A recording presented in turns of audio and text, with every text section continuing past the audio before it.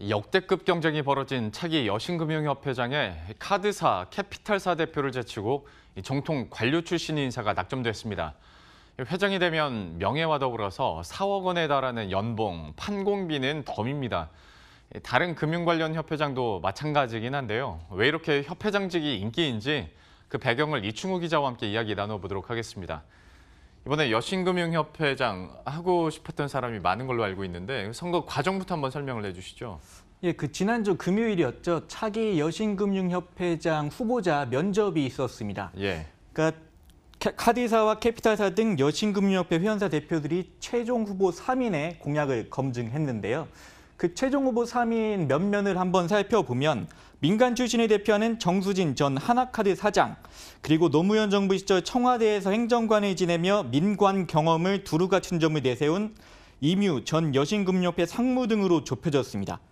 결국엔 김주현 전 예금보험공사 사장이 낙점됐는데요. 김 전 사장은 정통 관료 출신입니다. 행정고시 25회로 공직에 입문해 금융위원회 사무처장을 역임했고 최근에는 우리금융경영연구소 대표를 지냈습니다.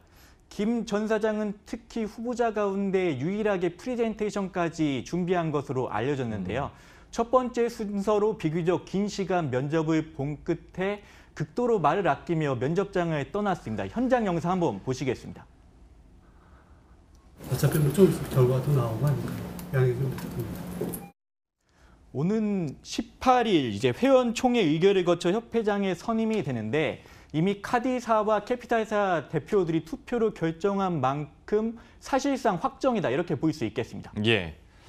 자, 그런데 어떤 메리트가 있길래 이렇게 하고 싶어 하나, 명예 때문인가, 영향력인가, 연봉인가 여러 가지 생각을 할 수 있게 되는데 이런 협회장에 대한 처우들은 대부분 어떻게 됩니까? 일단 여신금융협회장부터 보면은 여신금융협회장 연봉이 무려 4억 원에 달합니다. 그 다른 협회장하고 비교하기 위해서 한번 다른 금융협회장도 짚어보면은 은행연합회장 같은 경우에는 성과급을 포함해서 연봉이 7억 3,500만 원으로 전해졌고요.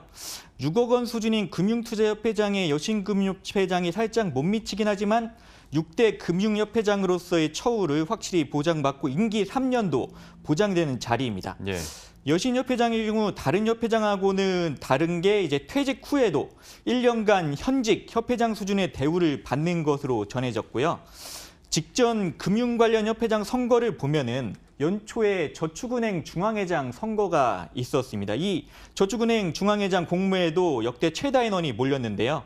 민관 후보 7명이 지원서를 내 치열한 경쟁을 벌였죠. 근데 이 저축은행 중앙회장 연봉 수준을 보면은 무려 5억 원에 달하는 상황입니다. 이번 여신협회장 공모에도 10명이 지원해서 역대 최다 인원이 몰렸는데요. 인원이 많다 보니까 제대로 검증하기 위해 회장 후보 추천위원회를 이례적으로 2번이나 열 정도였습니다. 이처럼 금융협회장의 후보가 난립하게 된 배경에는 아이러니하게 세월호 참사가 있다는 그런 분석도 나옵니다. 세월호 참사 이후 관피아에 대한 논란이 일었었고 이렇다 보니까 관료 출신들은 사실상 배제되는 분위기가 있는데 그런데 지금은 또 관료 출신들이 다시 등장하고 있지 않습니까? 예. 그렇지만 이제 과거처럼 윗선에서 사실상 낙점하는 식의 이런 관행들은 거의 사라지다시피 하는 모습이고요.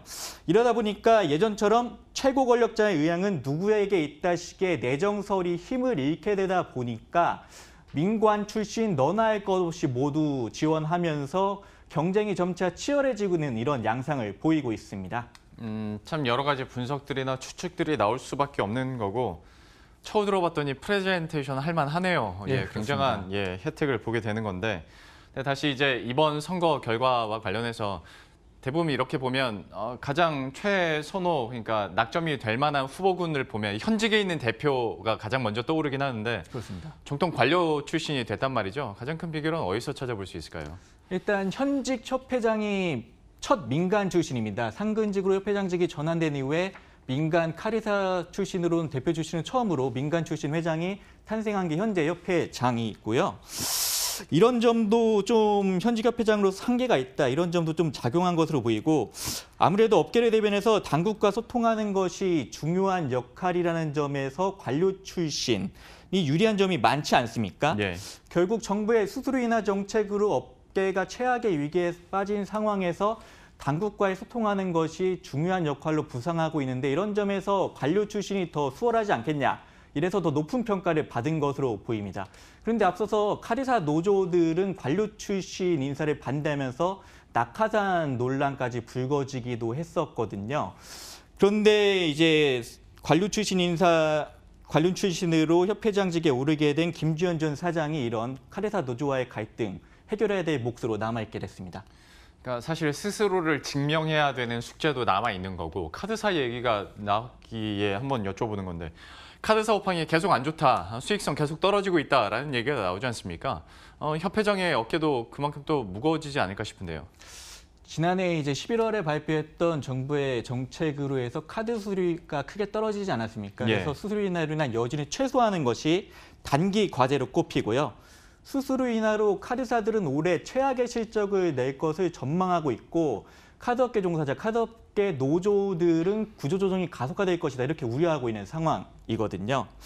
지난 4월에 금융에서 당근차기 일환으로 제시한 카드사 경쟁력 강화 방안이 있는데 이게 이제 기대에 못 미친다면서 카드사 노조에선 총파업까지 예고한 상황이고 카드사 노조에서 요구하고 있는 것을 보면은 부가 서비스 축소가 이뤄질 수 있도록 기준을 현실화해야 하고 레버리지 비율 규제를 완화하고 수수료 하한선을 마련해야 한다고 주장을 하고 있습니다. 예. 또 장기적으로는 차기 협회장 임기 안에 카드 관련 정책에 큰 변화가 있을 것으로 예고가 되고 있거든요.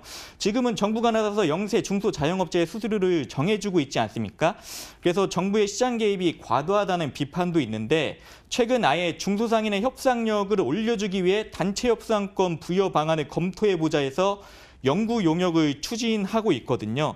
또 카드 의무 수납제라고 해서 가맹점에서 카드 결제를 거부하지 못하도록 한 규제가 있는데 이게 정부가 규제 존치 필요성을 입증하지 못하면은 폐지해야 되는 규제 입증 책임제 대상에 올랐습니다. 정부가 현재 수수료, 카드 수를 정해줄 때 3년 주기로 회의를 거쳐서 산정을 하고 있는데 지난해 11월에 현재 수수료율이 결정됐으니까 앞으로 한 2년 반 정도 남았죠. 그래서 차기 협회장 임기 안에 이 기간 동안에 카드 정책과 관련해서 큰 변화가 있을 경우 협회장 역할이 더 중요해질 수 있다. 이런 전망, 분석이 나오고 있는 상황입니다. 예, 지금까지 이충우 기자와 함께했습니다. 잘 들었습니다. 감사합니다.